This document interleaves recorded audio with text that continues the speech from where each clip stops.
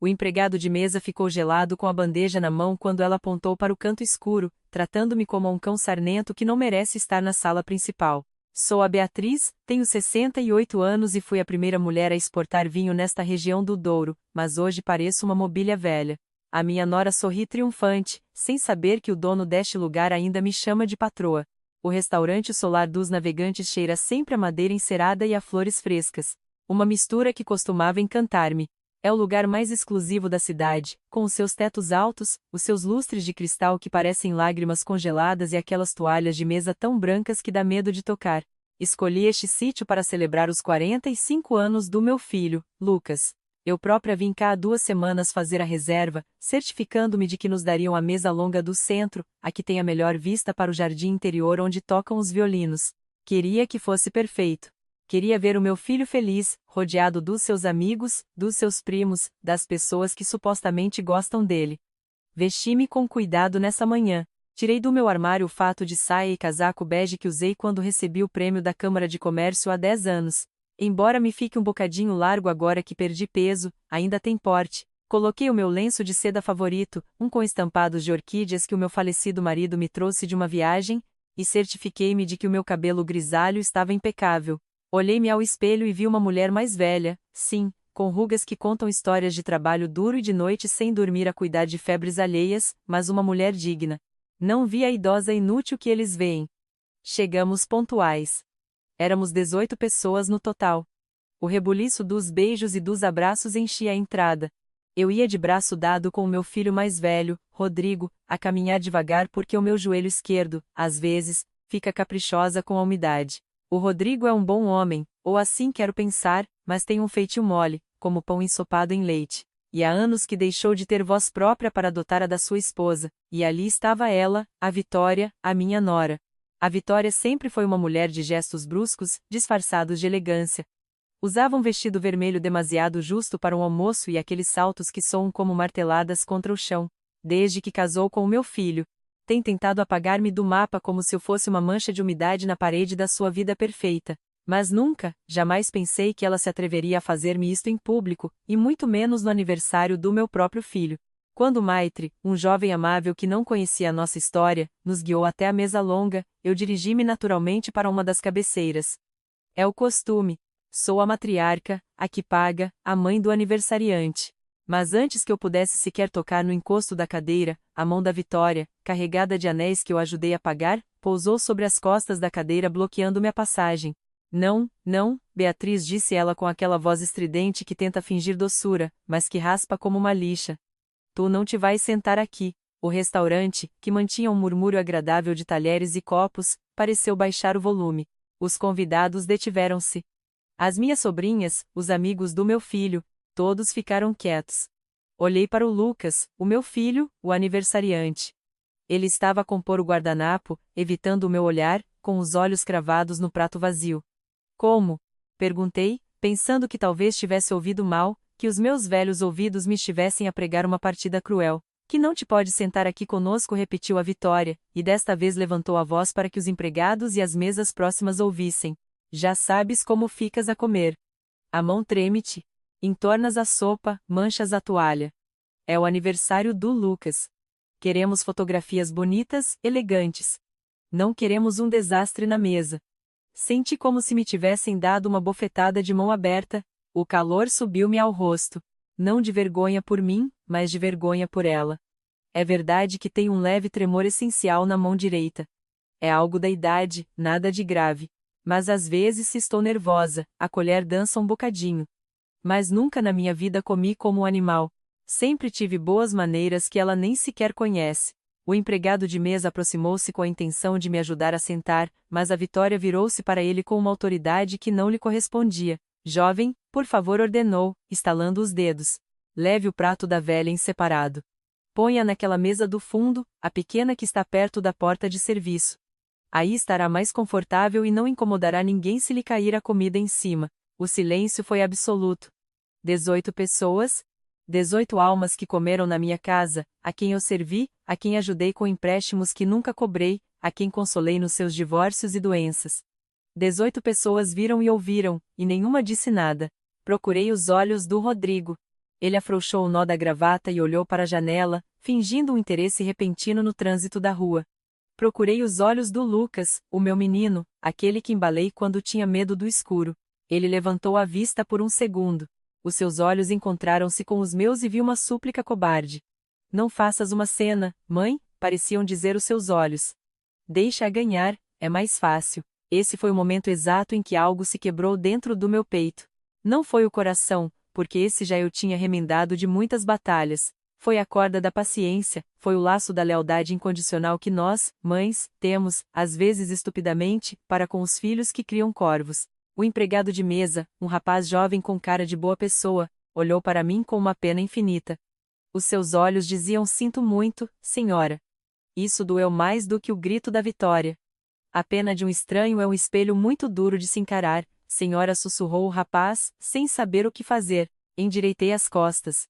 Senti o roçar suave do meu lenço de seda contra o pescoço e lembrei-me de quem eu era. Não ia chorar. Não lhes ia dar o gosto de ver uma lágrima rolar pela minha maquilhagem.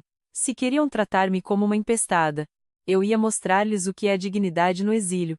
Está bem, jovem. Disse com uma voz tão firme que até eu me surpreendi. Não me tremeu nem uma vogal. Leve-me para essa mesa. Não quero arruinar as fotografias bonitas da minha nora. Caminhei. Foi a caminhada mais longa da minha vida. Atravessei toda a sala principal passando por entre as mesas de pessoas desconhecidas que me olhavam com curiosidade. Sentia os olhares nas minhas costas como agulhas quentes. Os meus passos ressoavam na madeira. Taque, taque, taque. Cheguei à mesa do fundo. Era uma mesa redonda, pequena, encostada à parede, mesmo ao lado das portas de vai-vem da cozinha. Sempre que os empregados entravam ou saíam, chegava-me uma lufada de cheiro à máquina de lavar louça e o barulho dos pratos a chocar. Sentei-me. Da minha posição, podia ver ao longe a mesa longa. Via as costas dos meus filhos. Via como a Vitória se ria, deitando a cabeça para trás, servindo-se do vinho da garrafa que eu tinha pago. Via como começavam a comer as entradas, passando as travessas, ignorando completamente que havia uma cadeira vazia na cabeceira e uma mãe desterrada no canto. O empregado chegou com a ementa. Estava nervoso.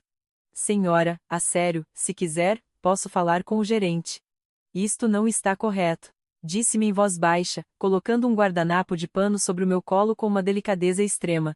Não te preocupes, filho, sorri-lhe, e foi um sorriso triste, mas genuíno. Tu apenas fazes o teu trabalho e fá-lo muito bem. Olhei para a ementa. As letras dançavam um pouco, mas não por causa da minha vista, e sim pela raiva contida que me toldava o entendimento. Estava sozinha, completamente sozinha, no meio de um restaurante cheio. O isolamento físico era terrível, mas o emocional era devastador. Apercebi-me de que para eles eu já não era uma pessoa, era uma carteira com pernas, um obstáculo a contornar, uma velha que estava a mais. Pedi uma sopa de marisco e um copo de vinho tinto.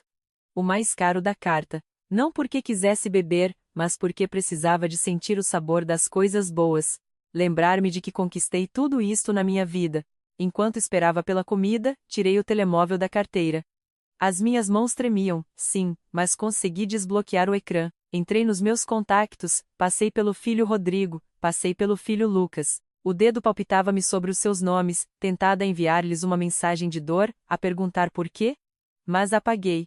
Eles não mereciam as minhas perguntas, não mereciam a minha dor. Continuei a descer até encontrar o nome que procurava, Dr. Mendes.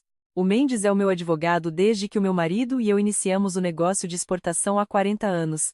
Ele conhece cada cêntimo que tenho, cada propriedade, cada conta bancária. Ele redigiu o meu testamento há 5 anos, aquele documento generoso onde deixava a casa de praia no Algarve aos netos, o negócio ao Rodrigo e as contas poupança ao Lucas. Um testamento feito com amor, a pensar em garantir-lhes o futuro. Olhei novamente para a mesa longa.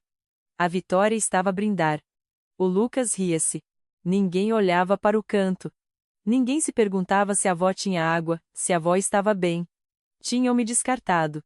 Marquei o número. Era sábado. Mas o Mendes atende-me sempre. Dona Beatriz, que milagre. Como está? A voz rouca do meu advogado soou-me ao ouvido como uma boia de salvação. Mendes, preciso que me faça um favor urgente, disse, baixando a voz para que mais ninguém ouvisse, embora com o barulho da cozinha ninguém me estivesse a prestar atenção. Diga, Dona Beatriz. Aconteceu alguma coisa? Sim, Aconteceu a vida, Mendes. Preciso que prepare a papelada para uma revogação total de poderes e quero que cancele o cartão de crédito empresarial suplementar que o Rodrigo tem. Houve um silêncio do outro lado da linha. Agora mesmo, dona Beatriz? Num sábado. Isso vai fazer com que os pagamentos sejam rejeitados, se o estiverem a usar. Exatamente, Mendes. É exatamente isso que eu quero. E outra coisa. Lembra-se das escrituras do apartamento onde vive o meu filho Lucas? Sim, claro. Está em nome da sua imobiliária, em regime de usufruto para ele. Quero que reveja a cláusula de despejo. Apenas reveja. Falamos na segunda-feira à primeira hora no seu escritório. Desliguei. O coração batia-me com força, mas já não era um batimento de angústia, era um batimento de poder. Durante anos deixei que me faltassem ao respeito com pequenas coisas. Esquecerem-se de me ligar no Natal. Troçarem das minhas histórias repetidas, mudarem-me o canal de televisão sem perguntar. Mas isto era diferente. Isto era crueldade premeditada. Chegou a minha sopa. O cheiro a açafrão e a marisco reconfortou-me. Comi devagar, desfrutando de cada colherada, limpando as comissuras dos lábios com o guardanapo de linho, a provar a mim própria que não sou um desastre. Não derramei nenhuma gota. A minha mão, curiosamente, estava mais firme do que nunca. A raiva é um excelente estabilizador. Do meu exílio, observei a dinâmica da festa. Vi como pediam garrafa após garrafa de champanhe. Vi como a Vitória encomendava pratos extras para o centro. Lagosta, caviar, travessas de marisco gigantes. Estavam a celebrar em grande, certos de que, no final, a velha do canto sacaria do seu cartão dourado e pagaria a conta com um sorriso manso, agradecida por a terem deixado sair de casa. Sempre foi assim, mãe, esquecemo-nos da carteira. Mãe, paga tu que depois eu transfiro-te. E eu, para não causar problemas, para comprar um pouco de carinho, tirava sempre o cartão. Comprei o amor deles, ou o que eu achava que era amor, durante anos, mas hoje o preço do seu afeto tinha se tornado impagável para minha dignidade. O empregado de mesa voltou para me servir mais vinho. Senhora, disse, hesitando um pouco. Os da mesa principal estão a pedir a sobremesa, o bolo grande, que peçam o que quiserem, filho, que desfrutem. É uma festa, não é? Sim, senhora. Deseja mais alguma coisa? Sim. Traz-me um café expresso duplo bem forte, e quero pedir-te algo especial. O rapaz aproximou-se, solícito. Diga, quando eles pedirem a conta, não a leves ao meu filho nem à minha nora. O empregado acenou com a cabeça, esperando que eu dissesse a frase do costume traga para mim. Eu acariciei a borda da mesa, sentindo a textura da madeira. Olhei para o meu lenço de seda, aquele que me fazia sentir uma dama, e depois olhei para a mesa onde a minha família se ria de boca cheia. Quando pedirem a conta, repeti, olhando fixamente nos olhos, quero que faças exatamente o que te vou dizer, porque hoje neste restaurante vai se servir um prato que não está na ementa, e que se come frio. O rapaz ouviu a minha instrução. Primeiro abriu os olhos com surpresa, depois um pequeno sorriso cúmplice, quase imperceptível, apareceu-lhe no rosto. Acenou levemente e retirou-se em direção à caixa. Terminei o meu vinho, ajeitei o casaco. Ao longe vi que a Vitória levantava a mão para chamar o chefe de sala, fazendo aquele gesto universal de assinar no ar. A hora da verdade aproximava-se. Eu fiquei quieta na minha mesa do fundo, invisível, silenciosa, como uma tempestade que espera no horizonte antes de arrasar com tudo. Já não me sentia sozinha, sentia-me pronta. Da minha pequena mesa de exílio, junto à porta de vai-vem da cozinha, tirei os meus óculos de leitura.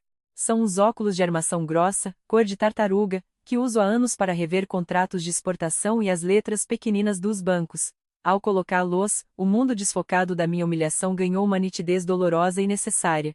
Observei a mesa longa como um general observa o campo inimigo antes do ataque.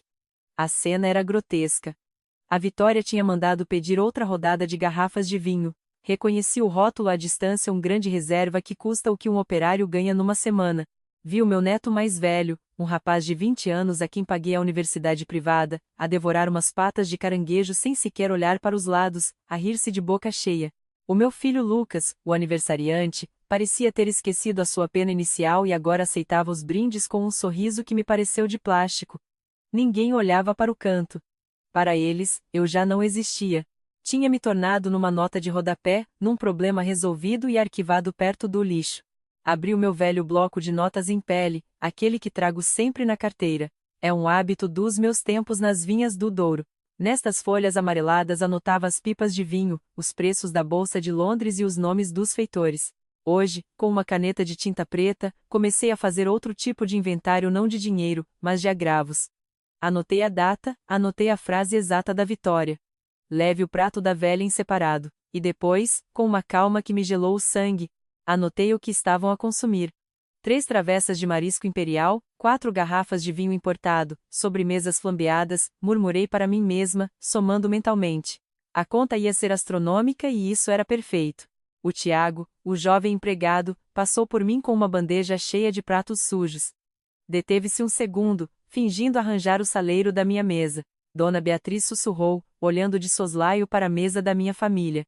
A sua nora acabou de devolver um prato de lagosta porque diz que estava elástico. O chefe está furioso. É lagosta fresca do dia. Sorri. Um sorriso pequeno e afiado. Deixa-a queixar-se, Tiago. O cliente tem sempre razão, não é? Ou, pelo menos, o cliente que paga. Essa frase retumbou na minha cabeça. O cliente que paga. Durante os últimos 10 anos, desde que enviuvei, assumi o papel da provedora silenciosa. Paguei as hipotecas quando Rodrigo ficou sem trabalho. Paguei as férias à Disneyland para que os netos tivessem memórias mágicas. Paguei a remodelação da cozinha da Vitória porque ela dizia que a anterior a deprimia. Tornei-me no multibanco com coração, a pensar que o dinheiro era o adubo que mantinha a árvore familiar unida. Como eu estava enganada. O dinheiro não era adubo, era veneno. Tinha-os malcriado até os transformar em parasitas incapazes de sentir gratidão. Tirei o telemóvel novamente. Tinha uma mensagem do Mendes, o meu advogado. Dona Beatriz, cartão empresarial bloqueado. O banco foi notificado de possível uso fraudulento por terceiros. Sobre o apartamento da Avenida da Liberdade onde reside o seu filho, acabei de ler a cláusula 4ª. É revogável com 30 dias de aviso por necessidade da proprietária. A senhora tem a faca e o queijo na mão. Senti uma onda de calor no peito, mas desta vez não era de vergonha, era de adrenalina pura. Durante anos fizeram-me sentir pequena, fizeram-me crer que o meu tempo tinha passado, que as minhas opiniões sobre o negócio eram antiquadas, que a minha presença estorvava. Ai, mãe, tu não percebes como funciona o mundo moderno, dizia-me o Rodrigo com condescendência. Que não percebo? Eu negociei com compradores de Hamburgo quando o Rodrigo ainda urinava na cama. Eu ergui uma empresa num mundo de homens que me olhavam com a mesma dúvida com que hoje me olha minha nora. Olhei para as minhas mãos sobre a mesa. O tremor, esse maldito tremor essencial que a Vitória usou para me ridicularizar. Fechei o punho com força. O tremor parou. A minha debilidade física não era um reflexo da minha mente. O meu cérebro estava intacto, as minhas presas afiadas e a minha memória. A minha memória era um arquivo de aço onde nada se perdia. Chamei o Tiago com um gesto discreto da mão. Ele aproximou-se de imediato. Neste restaurante, os empregados antigos conhecem-me, e os novos aprendem rápido quem deixa as verdadeiras gorjetas. Tiago, preciso que me descubras uma coisa, disse em voz baixa, inclinando-me para ele. O senhor Antônio está no escritório? Os olhos do rapaz abriram-se um pouco. O senhor Antônio é o dono do lugar, um homem da minha geração, rabugento e recluso, que raramente desce à sala. Creio que sim, dona Beatriz. O carro dele está lá fora, mas ele quase não recebe ninguém. A mim vai receber, interrompi suavemente. Mas não quero subir, só quero que lhe leves este guardanapo. Tirei uma caneta da minha carteira e escrevi no guardanapo de papel do restaurante uma única frase e uma data: Caves da Esperança. Colheita de 1982. A dívida continua pendente. Leva-lhe e diz-lhe que a velha do canto lhe manda cumprimentos. O Tiago pegou no guardanapo como se fosse uma mensagem secreta de espionagem e desapareceu pela porta da cozinha. Enquanto esperava, permiti-me um momento de fraqueza. Só um. Olhei para o Lucas. Estava a abrir os presentes. A Vitória tinha-lhe comprado um relógio de luxo, certamente com o cartão suplementar que eu pagava. O Lucas ria-se abraçando a cunhada. Essa imagem doeu-me mais do que o desterro. O meu próprio filho aliado ao meu carrasco. Lembrei-me das noites que passei em claro quando Lucas tinha asma, das vezes que o defendi do seu pai quando ele era demasiado rigoroso. Em que momento se apaga tudo isso? Quando o amor de mãe se transforma num incômodo para os filhos. Talvez a culpa fosse minha por não impor limites, por querer comprar a paz, por ter medo da solidão. Bem, agora já estava sozinha. Estava a comer sozinha num canto escuro e apercebi-me de algo revelador: não morri. O mundo não acabou.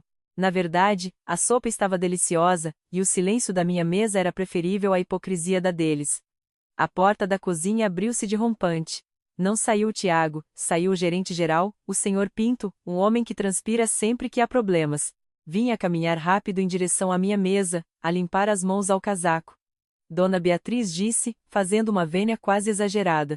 O senhor Antônio acabou de me ligar pela linha interna. Disse-me que bem, perguntou-me o que diabos a senhora está a fazer sentada aqui, junto ao lixo. Pergunte àquela senhora de vermelho. Apontei com a cabeça para a Vitória, sem levantar a voz. Ela decidiu a logística hoje. O Pinto ficou pálido. Olhou para a mesa principal, onde o escândalo das gargalhadas já estava a incomodar outros clientes, e depois olhou para mim com terror. O senhor Antônio diz que a sua conta é oferta da casa, claro, e que se a senhora quiser, posso expulsar aquelas pessoas agora mesmo. Soltei uma gargalhada seca. Não, Pinto, não os expulse. Deixe-os comer, deixe-os beber até a última gota. Que peçam o conhaque mais caro. Não interrompa a festa por nada deste mundo, mas, Dona Beatriz, o senhor Antônio está muito envergonhado. Diz que a senhora é a madrinha deste restaurante. Diga ao Antônio que estou bem, que estou a planear, mas preciso que faça algo por mim, Pinto. Algo muito específico na hora de cobrar. O gerente inclinou-se, pronto a obedecer a qualquer ordem para não ter problemas com o dono. O que a senhora disser. Primeiro disse, a enumerar com os meus dedos que já não tremiam. Quero a minha conta separada, como pediu a minha nora. Cobre-me a minha sopa e o meu vinho. Nem um cêntimo a mais. Eu pago o meu. Sim, senhora. Segundo a conta da mesa grande, essa conta monstruosa que estão a armar ali, não a traga para mim. Nem sequer pense em olhar para mim quando a imprimir, vai entregar, lá na mão do meu filho Rodrigo. Mas, Dona Beatriz, o senhor Rodrigo diz-nos sempre para debitar tudo na sua conta. Hoje não. Cortei-o com frieza. Hoje as regras muá. E, quando o cartão dele não passar porque não vai passar, Pinto, acredite em mim que não vai passar. Quero que se mantenha firme. Quero que lhes exija o pagamento como se fossem desconhecidos que entraram da rua. Ameace chamar a polícia, se for preciso. O Pinto engoliu em seco. Sabia que isto ia ser um espetáculo. A polícia, Dona Beatriz? A sua própria família? Eles não me trataram como família hoje, Pinto. Trataram-me como um cão. E os cães, quando encurralados, mordem. O gerente assentiu lentamente, compreendendo a gravidade do assunto. Retirou-se com a missão clara. Voltei à minha solidão, mas já não a sentia vazia. Sentia. A cheia de poder. Servi-me de mais um pouco de vinho. Observei a Vitória levantar-se para ir à casa de banho. Passou perto da minha mesa a bater com os saltos, com o nariz no ar. Deteve-se um segundo só para se certificar de que eu a via em toda a sua glória. Espero que estejas confortável, Beatriz, disse ela com aquele sorriso venenoso, nem sequer me chamando de sogra. A verdade é que ali na mesa principal estamos muito apertados. Fizemos-te um favor. Aqui estás mais tranquila, ao teu ritmo. Já sabes que na tua idade o barulho atordoa. Olhou para mim, esperando ver-me derrotada, esperando ver os olhos chorosos da velha que suplica atenção. Levantei o meu copo de vinho com uma mão firme como uma rocha. Olhei-a diretamente nos olhos com aquele olhar que o meu pai dizia que podia secar uma videira a 10 metros de distância. Estou muito confortável, Vitória, respondi com voz suave. Desfruta da sobremesa. Dizem que o final da festa é a parte mais inesquecível. Ela franziu o sobrolho, confusa com o meu tom, mas a sua arrogância impediu-a de ver o aviso. Soltou um bufo desdenhoso e seguiu o seu caminho para a casa de banho. Pobre iludida. Não sabia que estava a caminhar sobre um tapete que eu estava prestes a puxar. Olhei para o relógio. Eram 4 da tarde. A qualquer momento pediriam a conta. O ambiente no restaurante tinha mudado. A luz da tarde entrava dourada pelas janelas enormes, a iluminar a mesa da minha família como um palco de teatro, o palco da sua queda. Peguei no telemóvel e abri a aplicação do banco. Ali estava a notificação recente: cartão terminado em 8.904 foi bloqueado permanentemente. Senti uma paz estranha. Era a paz que surge depois de tomar uma decisão difícil, mas correta. Durante anos temi perdê-los, mas hoje percebi que já os tinha perdido há muito tempo. Só estava a pagar o aluguer da sua companhia, e o contrato de arrendamento tinha expirado. O Tiago voltou com a minha conta pequena, eram 30 euros. Tirei uma nota de 50 e pus na bandeja. Fica com o troco, filho, pela tua amabilidade. Obrigado, Dona Beatriz. Ele inclinou-se para mim. Já pediram o bolo, o grande de bolacha, e o senhor Rodrigo acabou de pedir a conta. O meu coração deu um salto, não de medo, mas de antecipação. Acomodei-me na cadeira, alisei a saia do meu fato bege e certifiquei-me de que o meu lenço de orquídeas estava perfeito. Do meu canto, vi o Pinto aproximar-se da mesa longa. Não levava uma pasta de couro normal, levava a conta na mão, como uma sentença judicial. Vi o Rodrigo rir-se de algo que um dos seus amigos disse. Vi a Vitória retocar o batom, a preparar-se para a fotografia final. O Pinto chegou à cabeceira da mesa. O Rodrigo estendeu a mão distraidamente, sem olhar, à espera do ritual do costume. Assinar o recibo sem ver o total, sabendo que a mãe paga. Mas o Pinto não lhe deu o recibo da máquina. Entregou-lhe o papel longo, a lista detalhada da sua gula. O Rodrigo olhou, confuso. Disse algo que não cheguei a ouvir, certamente a perguntar por que não a traziam a mim. Vi o Pinto abanar a cabeça, mantendo uma postura rígida e profissional. Apontou em direção à minha mesa, mas não como quem aponta para quem paga, mas como quem aponta para quem deu uma ordem irrevogável. O Rodrigo virou a cabeça e olhou para mim. A Vitória também se virou, pela primeira vez em toda a tarde. Os olhares deles não eram de desprezo, eram de confusão absoluta. Eu não desviei os olhos. Levantei o meu copo vazio num brinde silencioso na direção deles. O jogo tinha começado e eu tinha todos os trunfos. A confusão no rosto do meu filho transformou-se em irritação. Viu tirar a carteira, aquela de couro italiano que lhe ofereci no Natal passado. Tirou o cartão preto, o empresarial, aquele que está associado às contas da minha exportadora. Entregou-o com um gesto de impaciência. Como quem diz: acabemos com esta estupidez. O Pinto pegou no cartão e dirigiu-se ao terminal de pagamento portátil que outro empregado segurava. O restaurante parecia ter baixado o volume só para mim. Podia ouvir o bater do meu próprio sangue nos ouvidos. Bip, bip. O som das teclas. Depois o silêncio da máquina a processar. Aquele silêncio que precede o trovão. O empregado olhou para o ecrã, franziu o sobrolho. Voltou a tentar. Olhei para a Vitória. Ela já não sorria. Estava a olhar fixamente para a máquina com aquela intuição de predadora que sabe quando algo corre mal na selva. Era o momento. Levantei-me, devagar, com dignidade, não para salvar luz, mas para ter uma visão melhor do desmoronamento. Agarrei na minha carteira, ajustei os óculos e dei um passo em direção à luz da sala principal. Já não era a velha do canto, era a dona do destino daquela tarde. O som do terminal bancário foi seco, um apito agudo que cortou o ar como uma faca mal afiada. Bip, bip, bip. Transação rejeitada. Aquelas duas palavras apareceram no pequeno ecrã cinzento com uma luz vermelha intermitente. Mas para mim, a partir da minha mesa do exílio, brilhavam como um letreiro de neon a anunciar uma nova era. Fiquei de pé junto à minha cadeira, a alisar as rugas invisíveis da minha saia.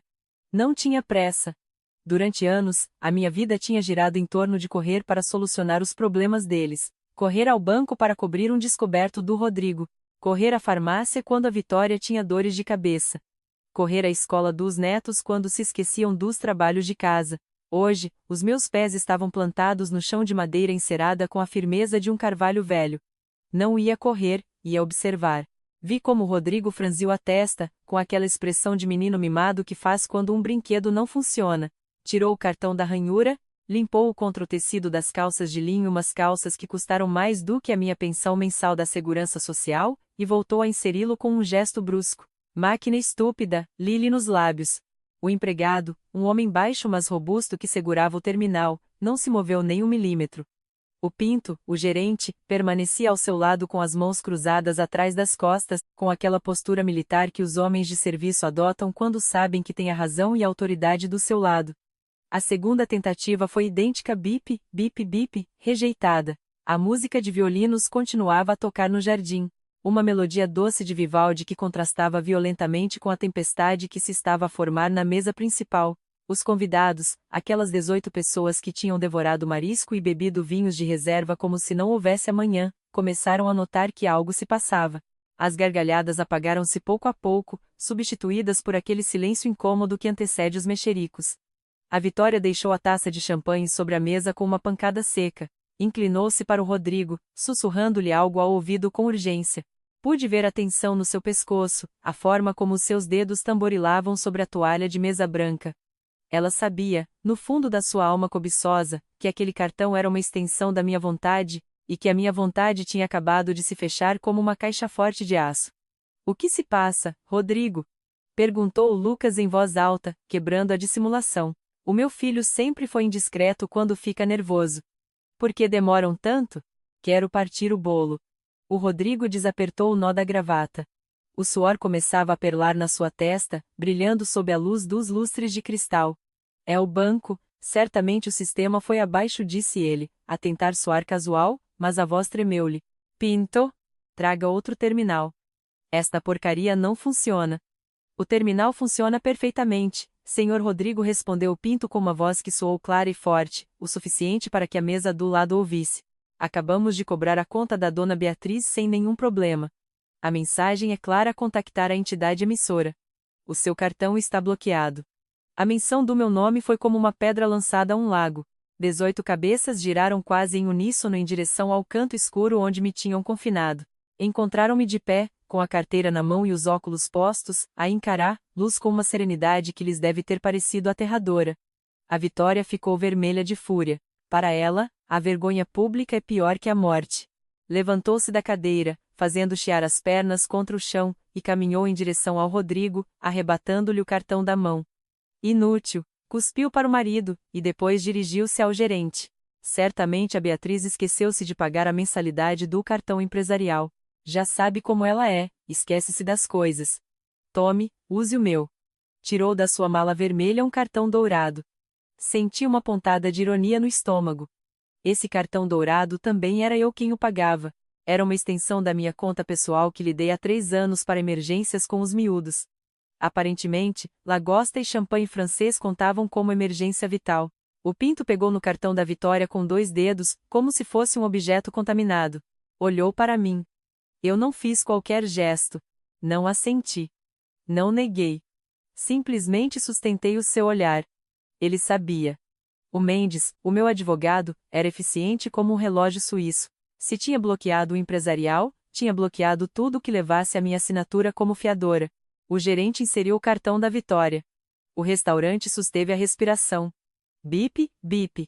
Fundos insuficientes ou cartão retido, anunciou o Pinto. E, desta vez, houve um matiz de satisfação na sua voz. O silêncio na mesa longa quebrou-se. Os cochichos explodiram como um enxame de abelhas. Os amigos do Lucas olhavam uns para os outros, a revirar as próprias carteiras, a temer que lhes pedissem para fazer uma vaquinha. Os meus sobrinhos olhavam para os telemóveis, fingindo demência. Foi então que decidi mover-me. Comecei a caminhar em direção a eles, não com o passo apressado da mãe salvadora, mas com o ritmo pausado da dona do lugar. O som dos meus saltos baixos ressoava. Clac, clac, clac. Cada passo era uma memória. Clac. O dia em que comprei o primeiro carro ao Rodrigo. Clac. O dia em que paguei o casamento de luxo que a Vitória exigiu. Clac. O dia em que o Lucas me pediu o sinal de entrada para o seu apartamento, porque o banco é muito rigoroso. Cheguei até a cabeceira da mesa, aquela cadeira vazia que devia ter sido a minha e que agora parecia um trono abandonado. Mãe, disse o Rodrigo, a levantar-se de um salto. O seu rosto era uma mistura de alívio e pânico. Ainda bem que vens. Há um erro ridículo com os cartões. O banco deve ter detectado um movimento incomum pelo valor e bloqueou-os por segurança. Já sabes como eles são. Olhou para mim, esperando que eu sacasse do meu livro de cheques ou do meu cartão pessoal, aquele cartão negro infinito que nunca falha. Esperava que eu dissesse: não te preocupes, filho. Eu trato disso. Continuemos a celebrar.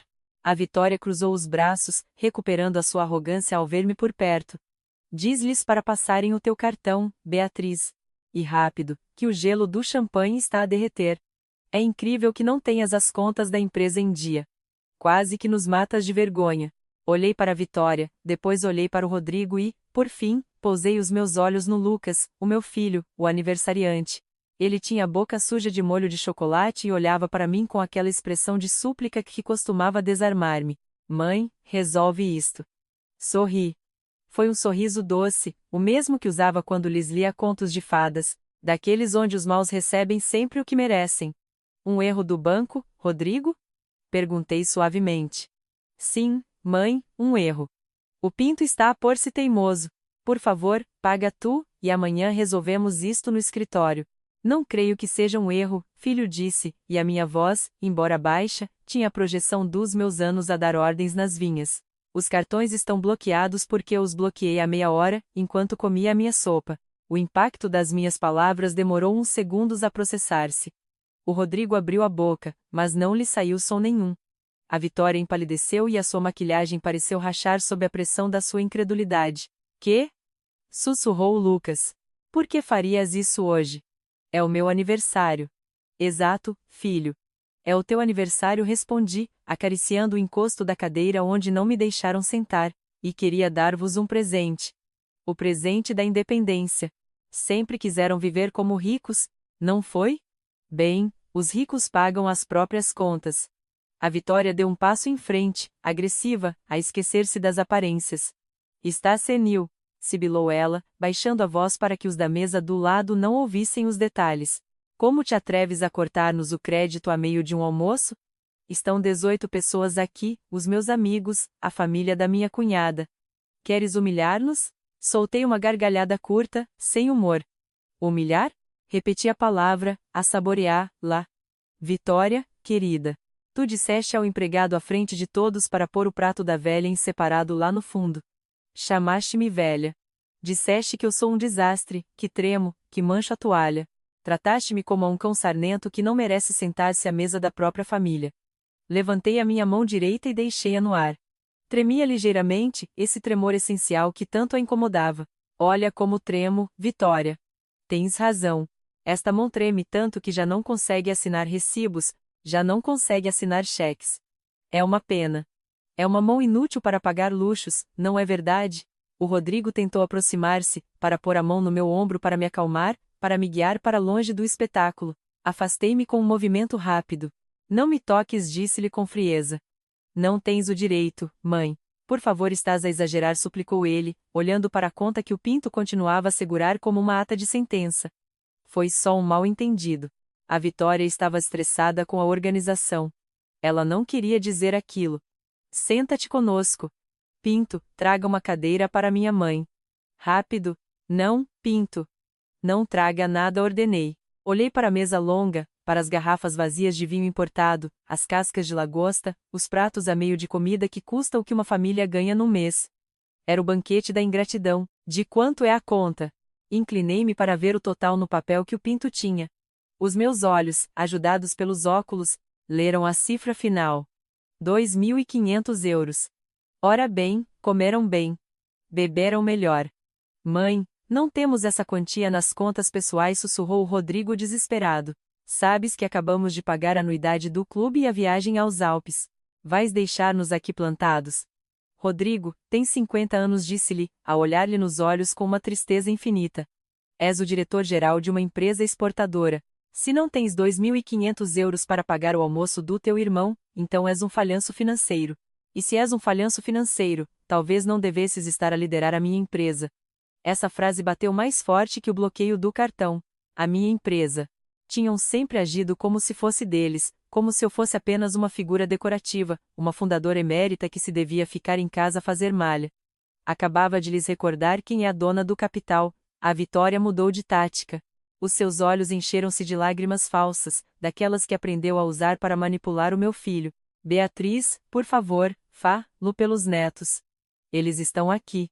Não deixes que vejam isto. Olhei para o fundo da mesa.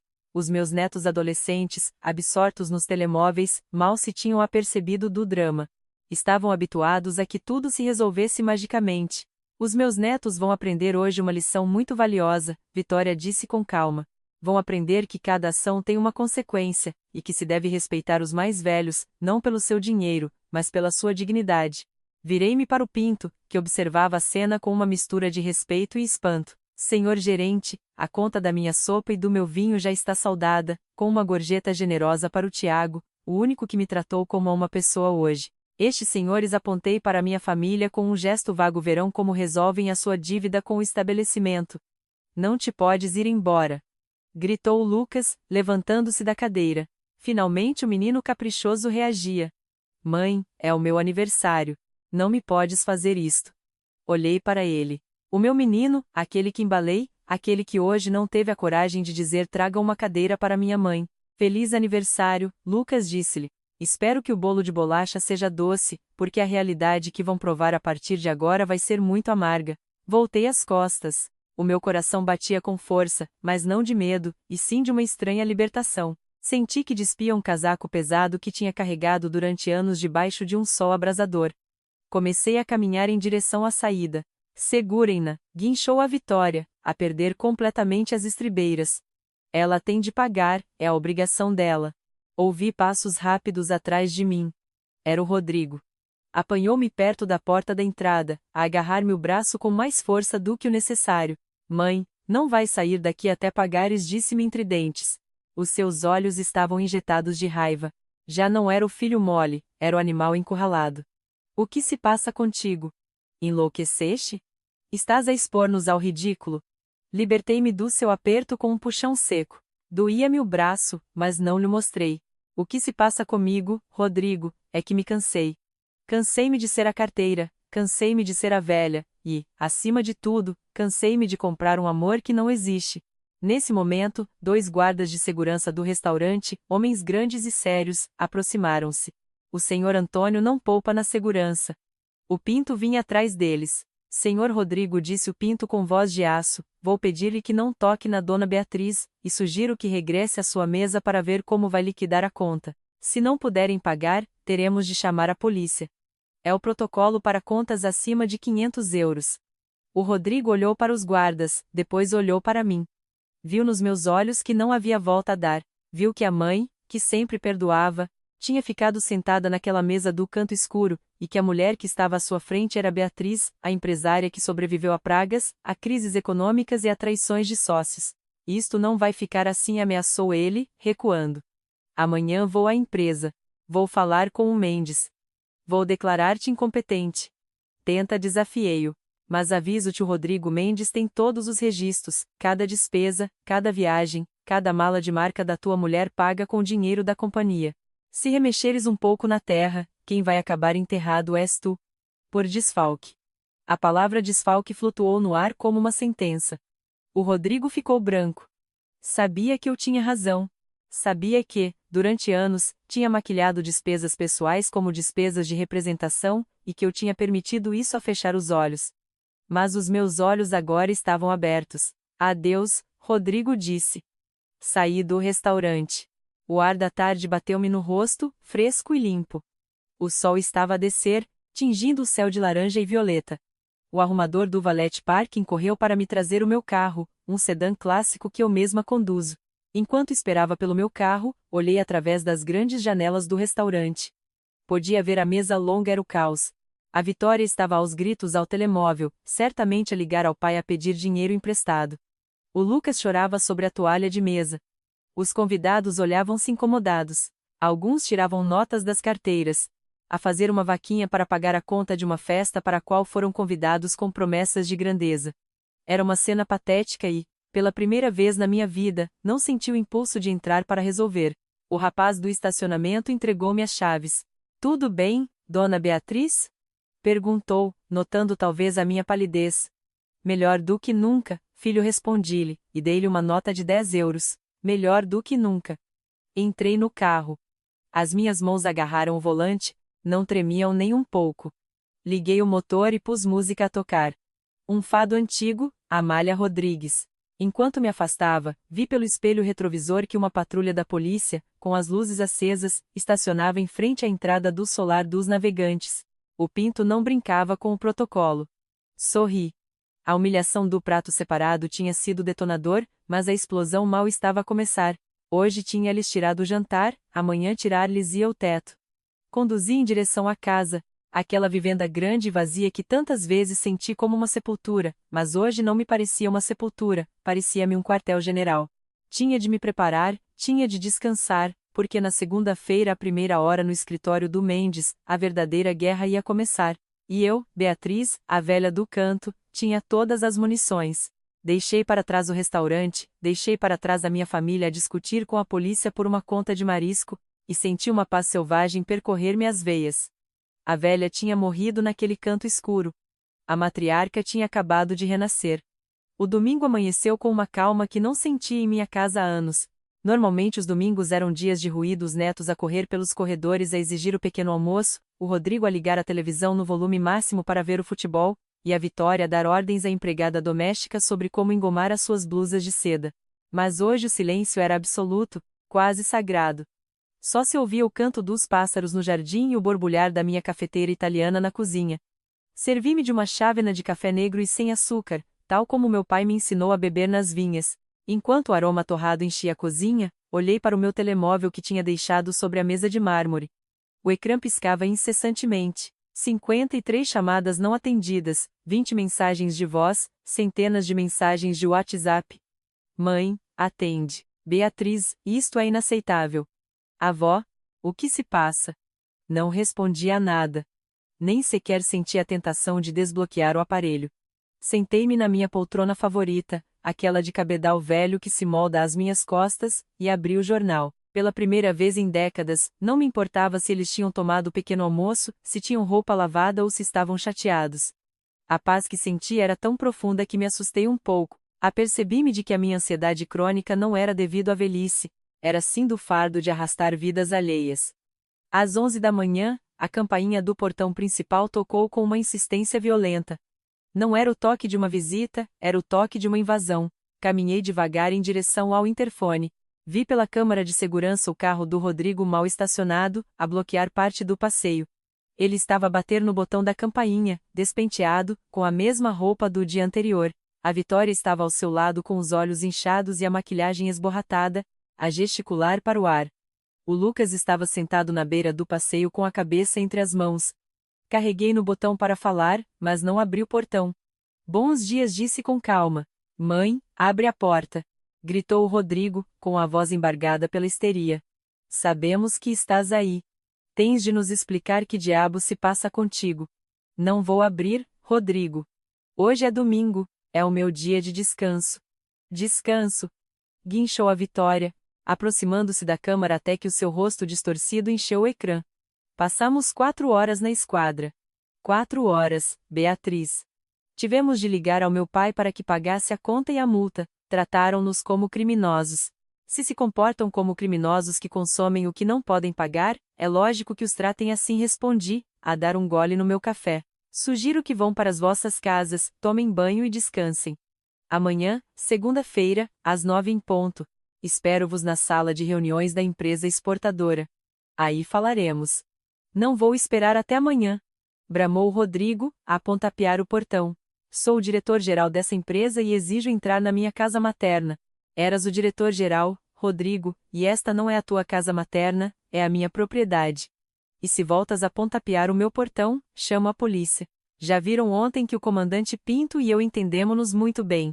Houve um silêncio sepulcral do outro lado. A menção da polícia foi suficiente para lhes gelar o sangue. Sabiam que eu não estava a brincar. Sabiam, talvez pela primeira vez nas suas vidas, que a velha tinha o dedo no gatilho. Amanhã às 9 repeti e desliguei o interfone. Vi-os ficar ali mais uns minutos, incrédulos, como atores que se esqueceram do guião. Finalmente, entraram no carro e foram-se embora, deixando atrás de si uma nuvem de fumo e frustração. Eu voltei para minha poltrona, terminei o meu café e sorri. A solidão, descobri, tem um sabor requintado quando é voluntária. A segunda-feira chegou com um céu cinzento e plúmbeo, perfeito para o que estava prestes a acontecer. Vesti-me com o meu melhor fato, um azul marinho impecável, e coloquei o broche de ouro que pertenceu à minha mãe. Cheguei aos escritórios da Caves da Esperança às 8h30. Ao entrar, o ambiente mudou. Os funcionários mais antigos, aqueles que viram como levantei este negócio a carregar caixas e a negociar fretes, puseram-se de pé. Bom dia, Dona Beatriz, saudou-me a recepcionista, uma senhora de mais idade chamada Carminho, com um sorriso que eu já não lhe via há anos. Que bom ver, lá por aqui tão cedo. Bom dia, Carminho. Prepara a sala principal de reuniões e diz aos seguranças que, quando chegarem o meu filho e a mulher dele, os escoltem diretamente para lá. Não quero que entrem nos seus gabinetes privados. Entendido, senhora. A Carminho hesitou um segundo. O Dr. Mendes já a espera na sala. Chegou a meia hora com 3 caixas de arquivos. Assenti e caminhei em direção à sala de reuniões. As paredes de vidro, a mesa longa de mogno, o cheiro a café acabado de fazer. Este era o meu reino. Aqui eu não era uma avó trêmula. Aqui eu era a patroa. O Mendes estava a rever uns documentos com os óculos na ponta do nariz. Ao ver-me, levantou-se e apertou-me a mão com firmeza. Dona Beatriz, está tudo pronto. As notificações bancárias, as revogações notariais e as auditorias preliminares. Trabalhamos o domingo todo com a equipa de contabilidade. O que encontramos, bem, é pior do que pensávamos. Imagino que sim, Mendes. Mas não me diga os detalhes ainda. Quero ouvi-los quando eles estiverem presentes. Quero ver as caras deles. Às 910, a porta abriu-se. O Rodrigo entrou primeiro, a tentar projetar uma autoridade que já não tinha. Trazia um fato caro, mas notava-se que estava cansado, com olheiras. A Vitória entrou atrás, com óculos escuros e de braços cruzados. Uma postura defensiva. O Lucas vinha no fim, a olhar para o chão como um menino repreendido. Chegam 10 minutos atrasados, disse, a olhar para o meu relógio de pulso. No meu tempo a falta de pontualidade era motivo para despedimento. Deixa-te de jogos, mãe, soltou o Rodrigo, atirando a sua pasta para cima da mesa. O que é todo este circo? Tentei entrar no meu gabinete e o meu cartão de acesso não funciona. A secretária disse-me que não tenho autorização. Eu sou o CEO desta empresa. Sentem-se, ordenou Mendes com a sua voz de barítono. Eles hesitaram, mas a presença do advogado e a montanha de documentos sobre a mesa intimidou-os. Sentaram-se num dos lados da mesa. Eu sentei-me na cabeceira, sozinha. O Mendes ficou de pé à minha direita. Para começar, disse o Mendes, a abrir uma pasta azul. Vos notificado que a partir das 8h de hoje, o Conselho de Administração, presidido pela acionista maioritária, a senhora Beatriz, decidiu remover o senhor Rodrigo do cargo de diretor-geral por quebra de confiança e má gestão de ativos. O Rodrigo ficou vermelho, de uma cor violenta que lhe subiu do pescoço até as orelhas. Isso é ilegal, gritou ele, a bater na mesa. Eu tenho um contrato. Tenho direitos. Eu dei a minha vida por esta empresa. Tu não deste a tua vida, Rodrigo, intervi com voz suave. Tu viveste desta empresa. E muito bem, diga-se de passagem. O Mendes deslizou um papel em direção a ele. Aqui está o detalhe das despesas do cartão corporativo nos últimos 12 meses. Viagens aos Alpes suíços classificadas como reuniões de negócios, joalharia fina classificada como presentes a clientes e a remodelação da sua cozinha particular faturada como reparações do armazém. Isso, Rodrigo, chama-se fraude, e é um crime federal. A Vitória tirou os óculos escuros. Os seus olhos estavam desorbitados. Mas a Beatriz sempre soube dessas despesas, balbuciou ela à procura de uma saída. Ela nunca disse nada. Era um acordo tácito, não é, Beatriz? Tu querias que vivêssemos bem. Eu queria que vivessem dignamente, Vitória respondia olhando-a fixamente. Não que me roubassem. Há uma diferença muito grande entre ajudar a família e permitir o saque. E esse acordo tácito de que falas quebrou-se no sábado, quando decidiste que o meu lugar era junto ao lixo. O Lucas levantou o olhar, com os olhos cheios de lágrimas. Mãe, por favor, eu não tenho nada a ver com a empresa. Por que me castigas a mim? Cortaram-me a luz do apartamento esta manhã. Tenho comida no frigorífico. O apartamento na Avenida da Liberdade, disse o Mendes a tirar outro documento, é propriedade da imobiliária da empresa. O contrato de usufruto gratuito que tinhas, Lucas, especificava que era revogável por necessidade do proprietário. E qual é a necessidade? Chorou Lucas. Tu vives sozinha numa casa enorme. Não precisas do meu apartamento. A necessidade é financeira, filho, expliquei. O teu irmão deixou um buraco negro nas contas da empresa. Para tapá-lo e não despedir os empregados que realmente trabalham, preciso de liquidar ativos. O teu apartamento vai ser posto à venda na próxima semana. Tens 30 dias para desocupar. O silêncio que se seguiu foi denso, pesado como uma laje de betão. Podia ouvir a respiração ofegante do Rodrigo. Estava a perceber-se de que isto não era um raspanete maternal, era uma execução corporativa. Não nos podes fazer isto, sussurrou Rodrigo com a voz a tremer. Temos filhos, os teus netos vais deixar, luz na rua? Vais tirar, luz das escolas? Os meus netos têm 2 pais jovens e saudáveis com diplomas universitários que eu paguei, repliquei sem hesitar. Se não conseguem manter o seu estilo de vida, terão de trabalhar, como eu fiz, como teu pai fez. Bem-vindos ao mundo real. Rodrigo, no mundo real, se não trabalhas, não comes lagosta. A Vitória levantou-se de um salto. A cadeira caiu para trás com um estrondo. És uma bruxa! Gritou, a perder toda a compostura. Uma velha amargurada e vingativa. Vais morrer sozinha. Ninguém vai ao teu funeral. Os teus netos vão odiar-te. Sente-se, Vitória, disse o Mendes com um tom que não admitia réplica. Porque ainda não terminamos. A Vitória ficou de pé a ofegar, mas o olhar do Mendes obrigou-a a ficar quieta. Falta a questão dos veículos, continuou o advogado, a ajustar os óculos. Os dois SUV do ano que conduzem, e o desportivo do Sr. Rodrigo, estão no esquema de leasing em nome da empresa. Visto que o Sr. Rodrigo já não é funcionário, e a Sra. Vitória nunca o foi, os veículos devem ser entregues imediatamente. O Rodrigo soltou uma risada nervosa, quase histérica. Agora queres que andemos a pé? A Uber sugeri com um leve sorriso. Ou o metro, dizem que é muito eficiente. Mãe, o Rodrigo mudou de tom. Apercebeu-se de que a agressão não funcionava. Tentou usar a pena, aquela que sempre lhe tinha funcionado. Mãe, por favor, já entendemos a lição. A sério, portamo-nos mal no restaurante. Foi um erro estúpido, pedimos-te perdão. Vitória, pede desculpa à minha mãe.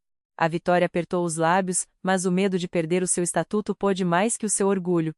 Desculpa, Beatriz, mastigou ela entre dentes.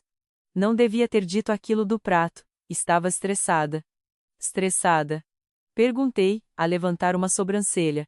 Estavas estressada quando pediste para me sentarem no fundo, ou quando troçaste do meu tremor?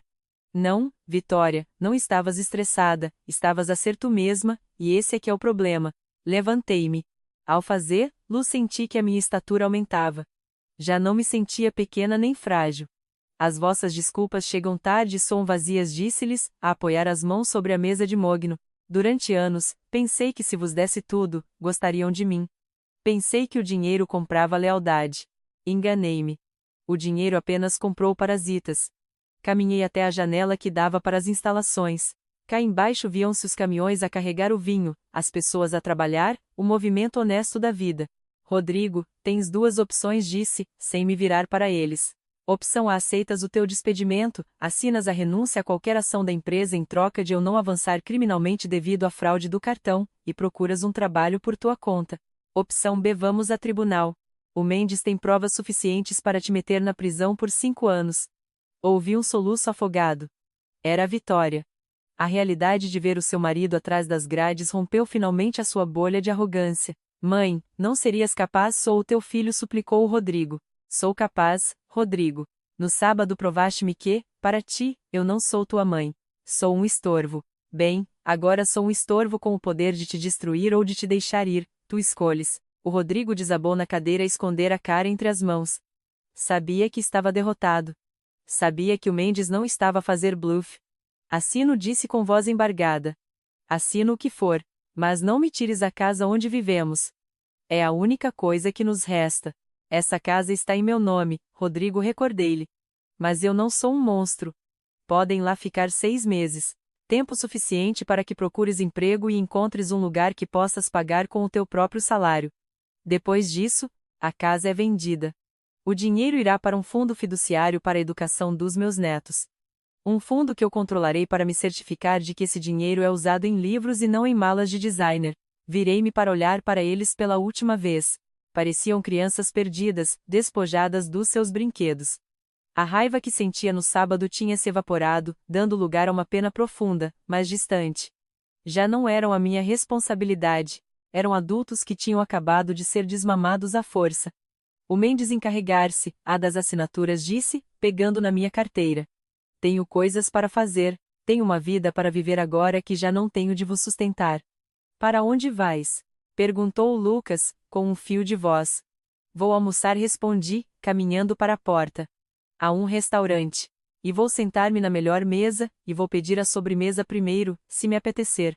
Saí da sala de reuniões. Não olhei para trás. Ouvi o Mendes começar a explicar os termos legais, o som das folhas a virar, o murmúrio dos protestos inúteis deles. Ao atravessar o corredor central, os funcionários olhavam para mim, mas não com pena nem com curiosidade mórbida. Olhavam para mim com respeito. A Carminho, a recepcionista, fez-me um discreto sinal de polegar para cima. Ela sabia, todos sabiam. A patroa tinha voltado. Desci ao parque de estacionamento, onde o meu motorista decidi contratar um nessa mesma manhã, porque mereço, esperava-me. Sentei-me no banco de trás e suspirei. O ar-condicionado estava fresco. Para onde, dona Beatriz? Perguntou o rapaz. Ao clube de campo. Quero ver se as minhas amigas ainda se reúnem para jogar canasta. Há anos que não vou porque cuidava de netos. Creio que é hora de recuperar o tempo perdido. Enquanto o carro se afastava do edifício que eu construí com as minhas próprias mãos, tirei o meu bloco de notas. Risquei os nomes do Rodrigo, da Vitória e do Lucas da minha lista de pendentes. Restava uma página em branco, limpa e brilhante, mas havia algo mais, algo que me rondava a cabeça. O restaurante, o Solar dos Navegantes. O senhor Antônio tinha se portado como um cavalheiro e o Tiago, o empregado de mesa, tinha sido o meu único aliado no campo de batalha. Tirei o telemóvel e marquei o número do restaurante. Bom dia, Restaurante Solar dos Navegantes, atendeu uma voz simpática. Quero falar com o senhor Antônio. Diga-lhe que é a Beatriz, a da mesa do fundo. Houve uma pausa breve e depois a voz rouca do dono soou do outro lado. Beatriz, que pena tão grande. Não tenho dormido a pensar na grosseria que te fizeram na minha casa. Não te preocupes, Antônio, já está resolvido. O lixo foi deitado fora sozinho, mas ligo-te por outro motivo. Diz, mulher, o que quiseres. Esse rapaz, o Tiago, o empregado que me serviu. Tem fibra. Tem dignidade. É bom rapaz. Estuda gestão à noite, não é? Já não estuda, disse com firmeza. Quero dar-lhe uma bolsa de estudos integral, e quero que, quando terminar, venha trabalhar para mim. Preciso de pessoas leais na empresa de exportação, Antônio. E parece que o meu próprio sangue não serve para isso. O Antônio riu-se, uma risada rouca e solidária. Fechado, Beatriz. Dar-lhe-ei a notícia hoje mesmo. Desliguei. O carro avançava pela avenida principal. Vi as pessoas a caminhar, as lojas, a vida a fluir. Senti-me leve, senti-me poderosa. Tinha cortado os ramos podres da minha árvore genealógica e, embora doce, sabia que era a única maneira de fazer o tronco sobreviver. Olhei para as minhas mãos. Já não tremiam nem um bocadinho, a fraqueza tinha se ido, juntamente com a culpa. Agora, só restava o futuro. E, pela primeira vez em muito tempo, o futuro pertencia-me apenas a mim. Mas a lição ainda não tinha terminado de todo. Faltava o golpe final, aquele que garantiria que nunca mais voltariam a olhar-me de cima para baixo. E esse golpe viria de onde menos esperavam. Passaram-se 6 meses desde aquele sábado no restaurante, e o aroma da minha vida mudou por completo. Já não cheira a naftalina nem a mofo, mas a vinho a fermentar, a terra molhada e a tinta fresca de novos contratos. Estou sentada no meu gabinete, aquele que tem vista para os pátios de carga, e pela primeira vez em anos, a cadeira de couro da presidência não me fica grande, fica-me à medida, como se tivesse sido moldada para as minhas costas direitas. O silêncio na minha casa já não é um vazio assustador, mas uma tela em branco que pinto a meu bel prazer. Voltei a pôr os meus discos de fados a tocar bem alto, às 3 da tarde. Convidei as minhas amigas para jogar canasta às quintas-feiras, e rimo-nos até nos doer a barriga, a beber vinho que eu própria escolho e pago com gosto. A velha do canto morreu naquela tarde, entre pratos sujos e desprezos. A mulher que acordou no dia seguinte tinha a força de um furacão contido. A empresa tem florescido sob a minha mão firme. No princípio houve boatos, claro. Diziam que a dona Beatriz tinha ficado maluca, que tinha despedido o próprio sangue por um capricho senil. Mas quando os balanços começaram a mostrar números verdes pela primeira vez em 5 anos, quando os fornecedores de Londres voltaram a ligar pessoalmente para me felicitar pela qualidade do produto, os mexericos converteram-se em respeito. A Carminho, a minha recepcionista, agora recebe-me com um café expresso duplo e uma lista de pendentes que ataco com a energia de uma mulher de 40. Descobri que a reforma não é uma idade. É um estado de espírito no qual me forçaram a entrar, e do qual saí a bater com a porta. Mas o mais surpreendente não foi a minha transformação, mas sim a deles, a dos que pensavam que o dinheiro crescia nas árvores da minha paciência. Ontem à tarde, enquanto verificava os lotes de exportação para Hamburgo, vi chegar um carro modesto ao parque de visitas. Era um sedã cinzento, daqueles econômicos, com uma molgadela no para-choques traseiro. De lá de dentro saiu o Rodrigo. Não trazia os seus fatos italianos feitos à medida, nem o relógio que custava o mesmo que um pequeno apartamento. Vestia uma camisa branca, simples, arregaçada até aos cotovelos, e via-se que estava mais magro. Pediu à segurança que o deixassem entrar. Entrou no meu gabinete com uma timidez que eu não lhe conhecia desde que ele partiu a jarra da avó aos 8 anos. Ficou de pé à frente da minha secretária, sem se atrever a sentar-se nas cadeiras de visita. Olá, mãe, disse ele. A sua voz soava diferente, menos impostada, mais real. Olá, Rodrigo. A que devo a visita? Se é para pedir um adiantamento da herança, aviso já que planeio gastar lá toda em viagens. Ele sorriu, um sorriso torto e cansado. Não, mãe, não venho pedir nada. Só queria que soubesses que arranjei trabalho. Pousei a caneta na secretária e olhei para ele com atenção. Ah, sim? Onde? Na logística do Tejo. É uma empresa de transportes pequena. Sou o gerente de armazém. Entro às 6 da manhã e saio às 6 da tarde. É pesado. Há muito pó e calor. O trabalho honesto cansa sempre, Rodrigo. É isso que faz a comida saber melhor. Eu sei. Suspirou e enfiou a mão no bolso. A Vitória está a vender sobremesas. Ela faz bons bolos, curiosamente. E o Lucas bem, o Lucas teve de se mudar para um estúdio perto da faculdade. Está a trabalhar na biblioteca à tarde para pagar as suas despesas. Assenti, sentindo uma mistura de dor e orgulho. Custava saber que os meus filhos estavam a passar dificuldades, a suar em bica, a contar os trocos até ao fim do mês. Mas era uma dor necessária, como a do músculo que se rasga para crescer mais forte. Fico contente por ouvir isso, filho, a sério. O Rodrigo aproximou-se um passo e pousou algo na minha secretária. Era um café, um copo de cartão de uma máquina comercial. Nada de elegante. Trouxe-te isto. Paguei com meu primeiro salário completo. Não é o melhor café do mundo. Sei que és exigente, mas queria ser eu a convidar-te, pela primeira vez. Olhei para o copo fumegante. Aquele café barato, comprado com o suor do seu rosto, valia mais do que todas as ceias de lagosta que eu paguei na última década. Senti um nó na garganta, mas não chorei. Já não choro de tristeza, apenas de emoção. Obrigada, Rodrigo disse-lhe, pegando no copo. Senta-te um momento. Conta-me, como estão os netos? Conversamos durante 20 minutos. Contou-me que os seus filhos, os meus netos, no início ficaram furiosos por perderem os luxos, mas que agora, ao verem os pais a esforçar-se, tinham começado a dar valor às coisas. O mais velho estava até a ajudar a lavar o carro dos vizinhos para ter dinheiro extra. Estavam a aprender. Estavam a amadurecer a força toda, mas estavam a amadurecer. Quando o Rodrigo se foi embora, fiquei a olhar para o copo de cartão como se fosse um troféu. Eu tinha sido dura. Sim, talvez a mãe mais dura do mundo naquele dia na sala de reuniões. Mas ao cortar-lhes as asas de cera que eu própria lhes tinha fabricado, obriguei-os a que lhes crescessem asas de verdade. Mas o meu impacto não se ficou pelas 4 paredes da minha família. Aquela tarde do prato separado acendeu um rastilho que eu nem sabia que existia. O Tiago, o empregado de mesa, entrou no meu gabinete meia hora depois de o Rodrigo ter saído.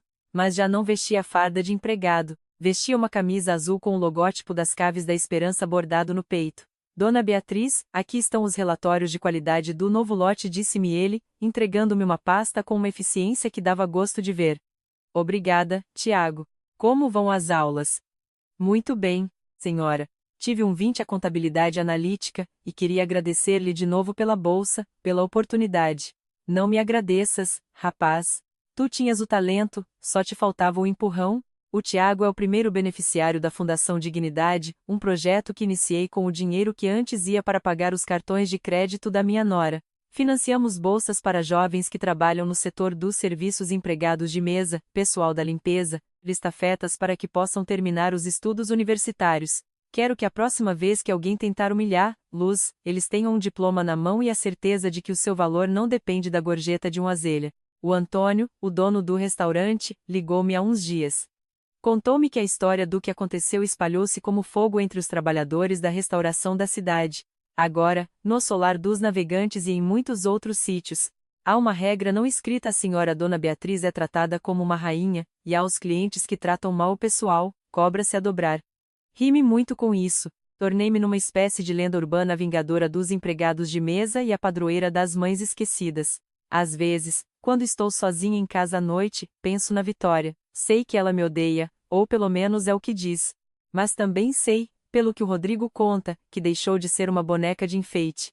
Agora levanta-se cedo, vai para o forno, faz contas, suja as mãos de farinha.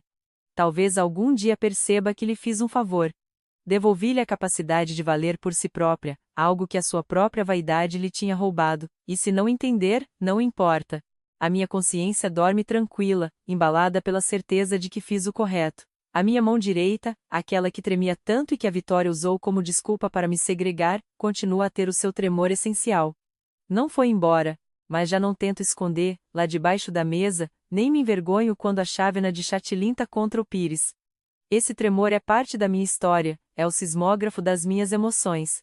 Agora, quando assino um cheque ou levanto um copo, faço-o com tremor e tudo, e ninguém se atreve a desviar o olhar. Aprendi que a dignidade não está na perfeição física, mas na integridade do espírito. Ontem decidi voltar ao restaurante, ao solar. Não avisei ninguém, não fiz reserva. Cheguei sozinha, a conduzir o meu próprio carro. Era sábado, a mesma hora, o mesmo local do crime. Quando entrei, o burburinho habitual parou por um instante. O Pinto, o gerente, correu na minha direção como se tivesse visto a Nossa Senhora. Dona Beatriz, que honra, disse, fazendo sinais frenéticos aos empregados. Preparo-lhe já a mesa do centro, a que tem vista para o jardim. Olhei para a sala. Estava cheia de famílias, de pessoas a rir, de copos a bater. Olhei para a mesa longa onde a minha família me tinha negado um lugar, e depois olhei para o fundo, para o canto perto da cozinha. Não, Pinto, sorri-lhe. Hoje quero aquela mesa, a pequena.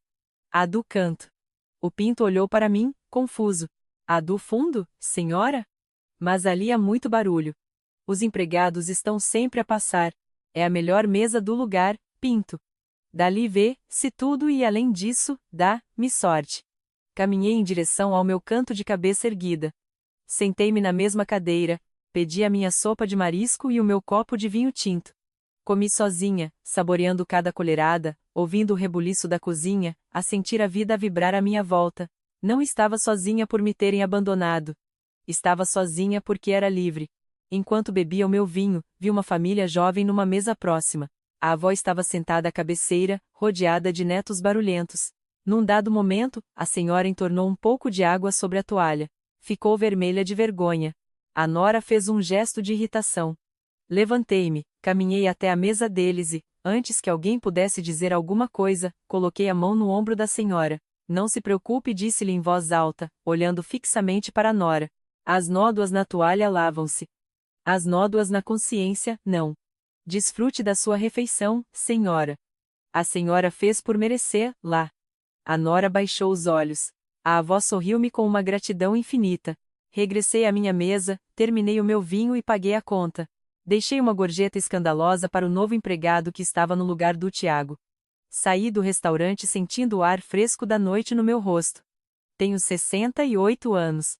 Tenho um negócio para gerir, uma fundação para fazer crescer e uma vida própria para aproveitar. Os meus filhos estão a aprender a ser adultos, os meus netos estão a aprender a ser humanos, e eu aprendi a ser a Beatriz. Entrei no meu carro e olhei para as minhas mãos no volante. Tremiam um bocadinho. Sorri. Que tremam tudo o que quiserem, porque é a vibração de um motor que ainda tem muitos quilômetros para percorrer. Liguei o carro e perdi-me na noite, não como uma velha que foge, mas como uma mulher que vai, finalmente, para onde bem lhe apetece.